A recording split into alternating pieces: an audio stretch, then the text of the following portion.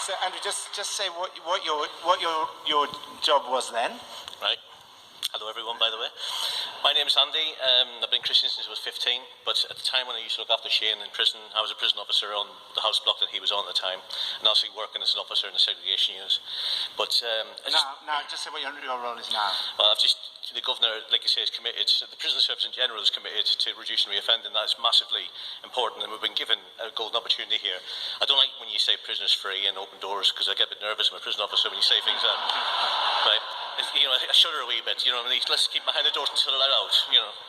But no, I'm joking.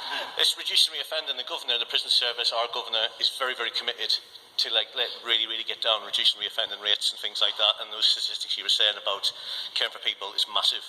I mean, it's testimony to God now that me and Shane are standing on the same stage together, because this guy, I mean, he told you a few stories, but I'll tell you a few more at the back of a coffee if you want. But you've actually known him since he was 12, hasn't he? Yeah. Tell what was his ambition when he was 12? Can I tell this, yeah? Well, yeah.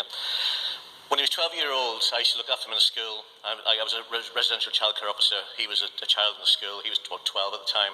And his ambition always was, he just wanted to kill, murder, whatever you want to put it, a prison officer or a police officer. Because he said he'd nicked cars, he did this, that and the other. Tell me I'm wrong here, Shane, keep me right. He wanted to get into the high rank and be well respected, in those sort of terms. And it's testimony to God that we're actually on the same stage together now. It's just, you couldn't make this kind of stuff up. Like you say, he beat a lad up in the school that we were at, or he was at. I was a teacher at the school, well, residential childcare officer at the school. And I remember having permission to go and run after him through the forest. I'll never forget it. And I said, you're running through the forest because you could never run for toffee.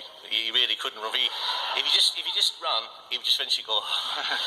So, because I wouldn't have even tried running if I couldn't get hold of him. But anyway, I remember going through this forest, I got hold of him, and I said, bring him back into the school.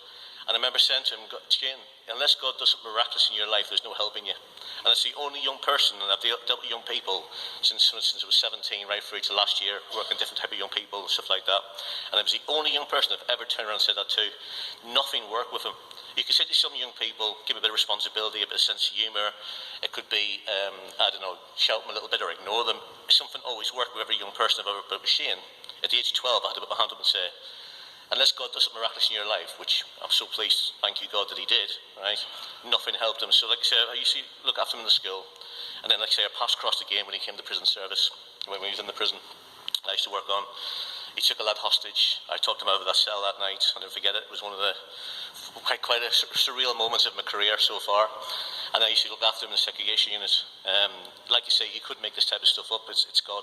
It's as simple as that. It's God. I believe at the age of 17, I was called to the prison service. I believe that's what I want to do. That's what I always want to do. I don't know why, but that's what I always want to do. And I remember looking after him in the segregation unit. And I mean, it wouldn't happen these days with 6 prison officers because we haven't got that many staff anymore. While I've got your attention on that one, by the way, prison officers do a brilliant job. And they're I've got to say that because I've got the mic at the moment, so I'm so sorry, Nicky. It's unsung heroes, honestly, they really are. They do a brilliant job behind that wall. But it's not just behind the wall now, it's actually linking in with the local community. That's what my job is now that I'm doing. What was your response, Andy, when how did you hear what had happened to Shane? It was, I mean, like I say, I remember my sister, because my sister used to look after Shane as well, saying you have to go on YouTube and have a look at this. Just Google Shane Taylor, Nicky Gumbel Alpha, or whatever, something like that. I remember watching this and actually seeing him cry. I'm thinking, just tears coming down my eye. I've just seen him cry there. I'm sitting thinking, keep it together, I'm going to be on the second myself. But this guy was just heartless, it was cold. That's the only word I would use. And it's a testimony to God, like I say, that we've got an opportunity now to actually work together in the North East of England. The governor, like I say, is totally committed to reducing reoffending. If I had a quid for every time I heard a prisoner say to me, you won't see me again, boss, nice knowing you. Next week they're back in again. Like I've just said there to Nicky beforehand, I discharge prisoners all the time down reception and go through the licence conditions with them, and they're just wearing shorts and t-shirt. It's freezing outside. They've got 46 quid in their pocket. Where are you going tonight? I've got nowhere to go. But like you say, what are they going to do? They're in a revolving door, a vicious circle, where, to be honest, I know people, especially this time of year, they'll literally stay out for as long as they can stay out. When they've had enough, they'll just go to an off licence and just go behind the counter, get as much drink down they can. They don't want to run away. They want to get caught. They don't want to come back inside. Because back inside, they've got 3 square meals a day and a roof over their head. They've got a bit of association with the lads. They can have a shower. Where would you prefer to be? Would you prefer to be in a cell with a bed with a little TV and a kettle? Or would you be on the seat of a bush somewhere? So like I say, prison officers do like a lot of good work with these guys and ladies.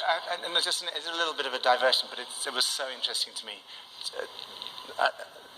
Tell us the difference between Mother's Day in prison and Father's Day in prison.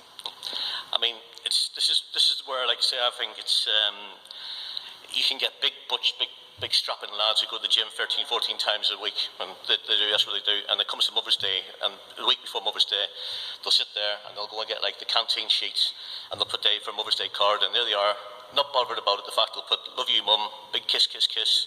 You know, they've got loving hat on their knuckles, all over, you know, all this type of stuff. And they're like big butch fellas. But when it comes to Father's Day, hardly anybody buys a Father's Day card because they either don't know the father or they don't want to know the father. It's as simple as that. And we've got a generation of these lads growing up who are basically fatherless. They've got no one to look up to. And that's why, like I said, this like clean slate thing we're trying to do in the North East of England, the project thing, working alongside, hopefully yourselves, is actually meeting somebody at the gates, like you say, but not just meeting at the gates, befriend them while they're still in prison.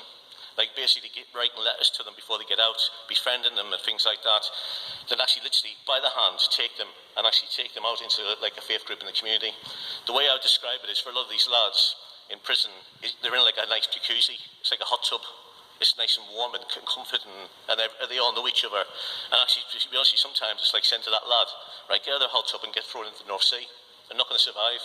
So like I say, it's what Nicky's completely correct what he's saying there. It's about befriending these lads, getting alongside them, and actually just get them involved in their lives type of thing from there. And actually really people will take them serious then. Because that's what a lot of these lads think. They're worthless. They're not any good to anybody. They're useless. I'm just scum. You know what I mean? But that's not true. In God's eyes, they're totally are priceless. Simple as that. And as a church, I'd like to see get alongside these guys.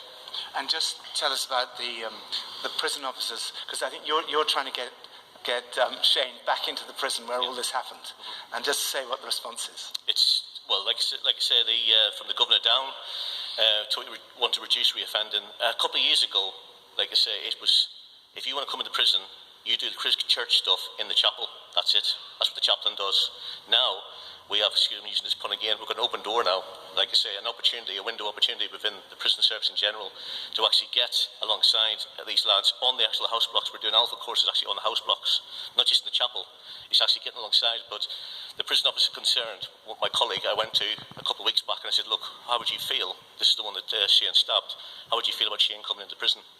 And would you send me an email to say you're okay with it? And my colleague turned around and said, absolutely got no problem with it, Andy. And he actually sent me this wee email, which was lovely. And on the lines was saying, I'm so pleased that Shane's got himself sorted out. And if you can help other lads as well in the process, that's even better. So, you know, for me, I think that's amazing.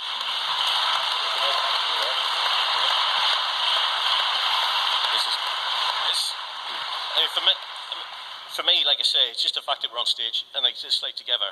I mean, like this guy at one point, you never turn your back on him. You just wouldn't do it. You know what I mean? It's just like that. And actually to see God work in his life and what he's going to be doing, it's amazing. But for me, this is now going on to the next chapter of hopefully trying to get something up in the run in the North East of England to actually say to people, look, I'm from one side of the bars, he's from the other side of the bars. And like I say, our lives are intertwined as it's going on. And God's basically got a plan. It's like he could make this guy up. He just couldn't. And say what you feel. Here's Shane with being a good father to three. And about a year and a half ago, I asked the governor permission to go and see Shane before about trying to get this mentoring thing up and running. And the governor said, yes, I can. And actually I went around with this other lad around to his house and actually see Shane with his kids.